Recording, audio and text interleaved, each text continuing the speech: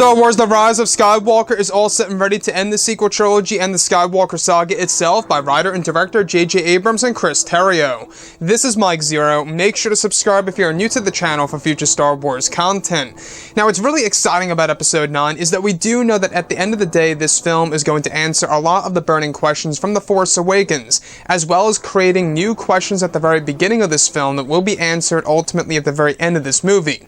Now, by far, one of the more interesting aspects of Episode 9 is, of course, exactly how Darth Vader is going to be used as a looming figure, and how Palpatine is going to be utilized from start to finish of the film, and how he's going to evolve throughout the entire movie. Now, these past couple of weeks or so, we've been learning a whole lot more about this film, and when it all comes down to one of the concept art descriptions, this is where things begin to get very exciting for Episode 9.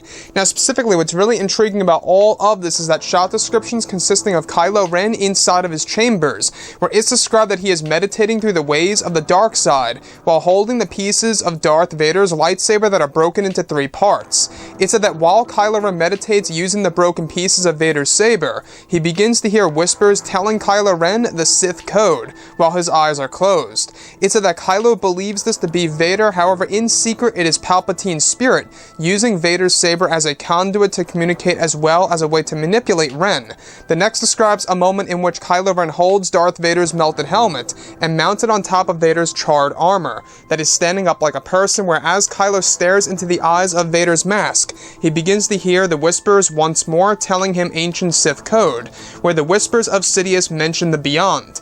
However, it's said that in the moment the whispers do not sound like Palpatine, as he is masking his voice. This was a creative decision by J.J. Abrams to save the reveal that it is Palpatine all along for the third act of the film.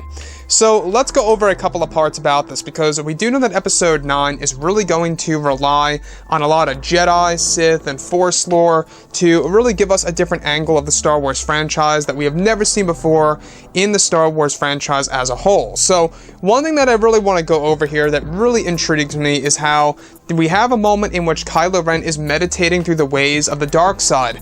Now, this is something that we have never seen before in a Star Wars movie per se, where we had an in-depth training session for a dark side user. We never really got to see that on the big screen, and now we will finally be able to see this in The Rise of Skywalker by use of Kylo Ren using Darth Vader's broken lightsaber pieces in his hands as he closes his eyes.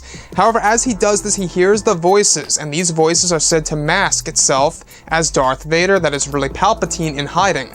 So Palpatine's spirit is able to use Vader's broken lightsaber as a conduit, if you will. And I think the reason being is because, well, obviously it holds dark side energy. You know, you can really tell how, just like what we went over with the mask, of how Palpatine also uses that as a conduit, and that mask of Darth Vader holds a lot of dark side energy. The same exact thing goes as follows for, of course, the lightsaber of Vader.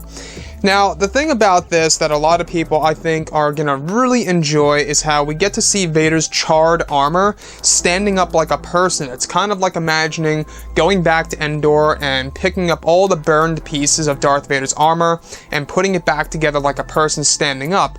That's exactly what Kylo Ren has displayed inside of his chambers, where he finally puts the melted Vader helmet on top and stares into its eyes. And that's where he begins to hear the whispers once more, hearing the ancient Sith code, where Palpatine even talks about the Beyond briefly.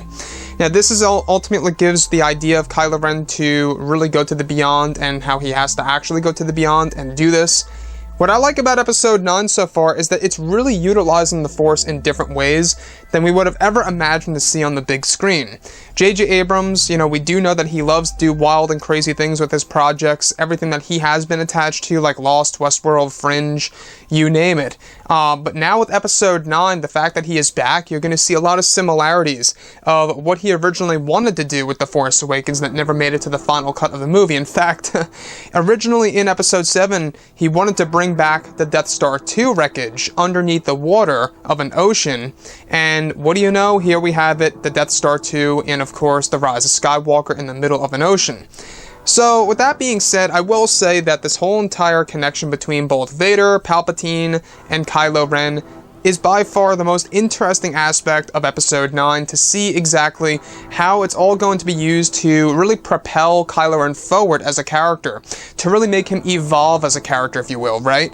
This film does have a lot of potential to mark itself down as the best of the sequel trilogy, and to really mark itself down also as the darkest Star Wars film to date. We do know that J.J. Abrams wants to make certain parts of this movie darker than that of course, Episode 3, Revenge of the Sith, which honestly I think is going to be a very hard task to pull off. I'm not quite sure if you're going to really be able to pull that off. We'll have to wait and see. So, lastly, I will say that I cannot wait to see Palpatine and how Vader will loom in the background and inspire Kylo Ren. It's going to be quite a ride, I will say that. Anyways, guys, drop a comment below. Let me know what you think about all of this in the comments. And if you guys did enjoy the content for today, do make sure to drop a thumbs up on this video to support the channel. I thank you all so very much for the kind support, and I'll catch you guys next time.